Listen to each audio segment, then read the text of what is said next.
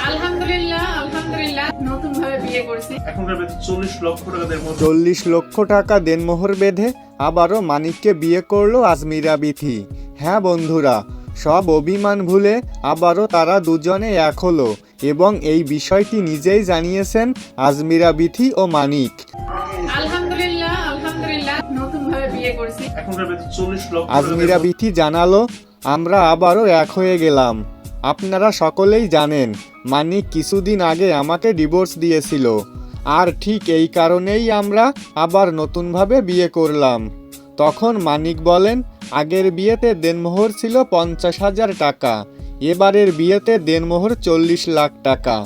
অনেকেই বলছে 40 লাখ টাকা দেনমোহর রাখার কারণ যাতে আজমিরা বিথিকে ছেড়ে দিতে না পারে মানিক। তাদের বিয়ে হওয়ার পরপর একে অন্যকে মিষ্টি খাইয়ে দিতেও দেখা যায়। তখন আজমিরা বিথির চোখে মুখে ফুটে উঠেছিল আনন্দের হাসি। তিনি হেসে হেসে তার দর্শকদের জানান দিলেন তিনি আবারও মানিককে বিয়ে করেছেন এবং সকলের কাছে দোয়াও চাইলেন যেন তারা সুখে শান্তিতে সংসার করতে পারে।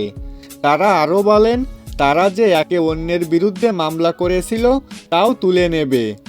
তো বন্ধুরা, আজমিরা বিথি ও মানিকের জন্য অনেক অনেক শুভকামনা। তারা যেন তাদের সন্তানদের নিয়ে সুখে শান্তিতে সংসার করতে পারেন। দেখা হবে, কথা হবে পরবর্তী কোনো ভিডিওতে।